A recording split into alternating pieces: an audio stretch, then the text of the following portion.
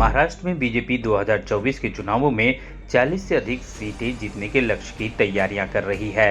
BJP ने 26 जनवरी से पहले विधायकों को 50 लाख नमो ऐप डाउनलोड करने का टारगेट भी दिया है। बीजेपी की ताबड़तोड़ तैयारियों के बीच राष्ट्रवादी कांग्रेस पार्टी एनसीपी नेता जितेंद्र आहवाट के दावे से राज्य की राजनीति एकदम गर्मा गई है।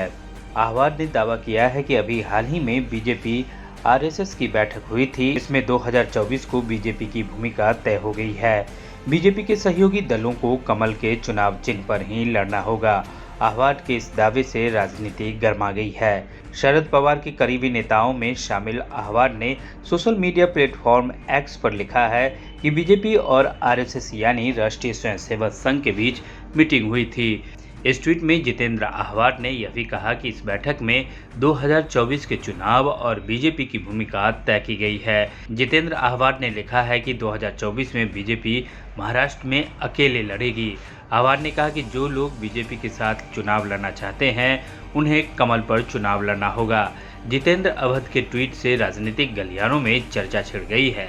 जितेंद्र आहवाट को यह ट्वीट नागपुर में विधानसभा का शीतकालीन सत्र खत्म होने के बाद आया है।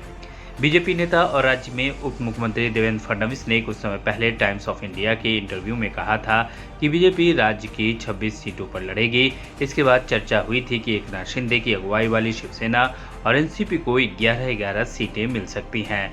अब आहवाट के ट्वीट से महाराष्ट्र की राजनीति में एक निशान पर लड़ने को लेकर चर्चा छिड़ गई है। जितेंद्र आहवाट का दावा है कि सहयोगियों को ऐसा करना पड़ेगा, नहीं तो बीजेपी अकेले लड़ेगी। राज्य में लोकसभा की कुल 48 सीटें हैं। बीजेपी की अगुवाई वाले महायुति ग्रैंड अलायंस में अजित पवार की अगुवाई वाली एनसीपी और एकनाथ शिंदे की नेतृत्व वाली शिवसेना शामिल है। जे उर्वरित लोकसभेचे महाराष्ट्रातले खासदार आहे, हा प्रत्येक जण ह्या प्रयत्नात आहे की आपल्याला कमळ निशाणी मिळावी। याचा अर्थ ते कमळावरती लढायला तयार आहेत। त्यामुळे भाजपचं काम हे बाहेर असलेले खासदारच करणार आहेत। जे उर्वरित लोकसभेचे महाराष्ट्रातले खासदार आहे, हा प्रत्येक जण ह्या प्रयत्नात आहे की आपल्याला कमळ निशाणी मिळावी। याचा अर्थ ते कमळावरती लढायला तयार आहेत। त्यामुळे भाजपचं काम हे बाहेर असलेले खासदारच करणार आहेत। CEN न्यूज देश प्रदेश की ताजा तरीन खबरों के लिए CEN न्यूज को सब्सक्राइब करें और रहें पल पल की खबर से हर पल बाखबर।